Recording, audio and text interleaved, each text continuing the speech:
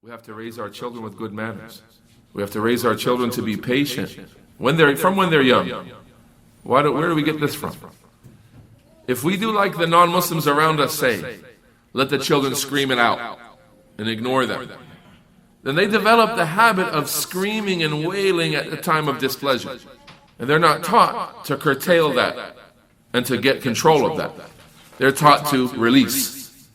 So you'll find a child having a tantrum, screaming and kicking in a public place, and the parent says, oh, just let him act it out, because the psychologists have told him that it's important for a child to release the negative energy of, frustration and anger. And if you get in the way, like you're going to put a lid on top of a pot that's boiling, and you're going to make the child explode or something, we don't go for that psychology. We say we teach our children to behave properly. If they're screaming, we remind them, get a hold of yourself. Control yourself. Lower your voice. I understand you're upset. You have a right to be upset. Your brother took something from you without right. I understand that.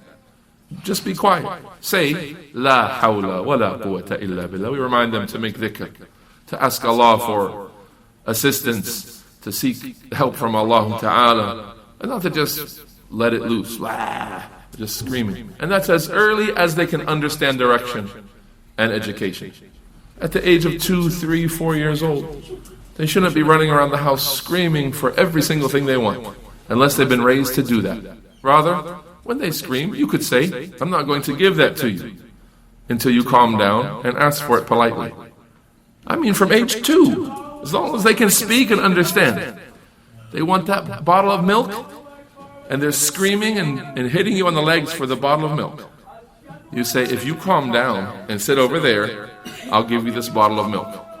And you teach them to get control of themselves at age 2. Why not? We'll pause to listen to the adhan. Insha'Allah.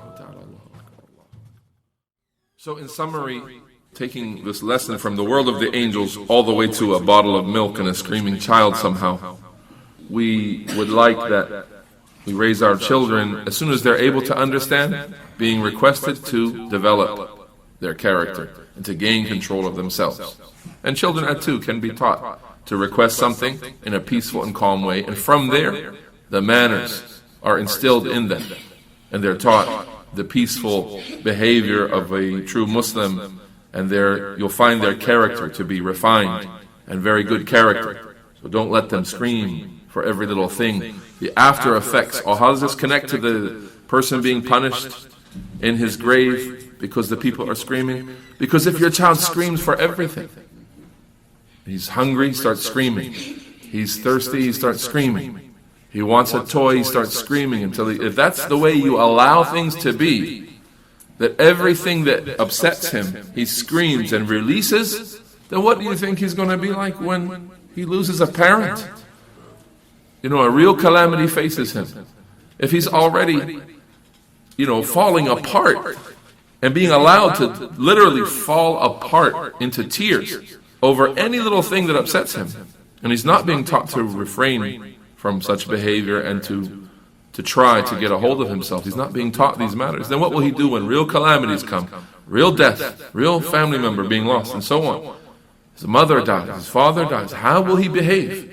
If he's been raised to release whenever he has any frustration or pain or problem or difficulty that he doesn't know how to resolve, he's been raised to release, scream and act out, right? Rather we say, no, we don't raise our children in accordance to Western psychology. We raise our children in accordance to Islamic character and what makes Allah Ta'ala happy with His servants. We try our best, and we're patient with them. When a 3-year-old insists on screaming and crying that he's not ready to go to bed and you want him to go to bed, we're patient with our young children. Of course, we're patient. But we're not going to encourage that kind of behavior. That's all. We're not teaching and encouraging or reinforcing screaming and acting out when a person wants something, even a 3-year-old child. We want to enforce patience, and we want to reward patience and good character, requesting something politely and so on. When we reinforce that, this is called tarbiyah, this is called raising children. Versus just letting them act out, as the psychologists say, that's called children raising themselves. That's not called raising children.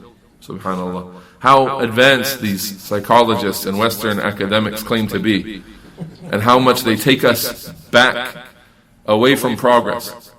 Older brothers here, they know. When they were children, the switch, the stick, parents would physically discipline them for bad behavior. And it's almost universal. As you come into adulthood after an upbringing like this, you are very attached to your parents. You love your parents. You respect them. They haven't turned you away from them by physical discipline. The opposite. You appreciate that they kept you in line. You appreciate they helped you refine your character. You say, I am who I am today because my mother kept after me. She didn't allow me to develop the character of a fool. She expected better from me. So as a man, you say, I love my mother and I respect my mother.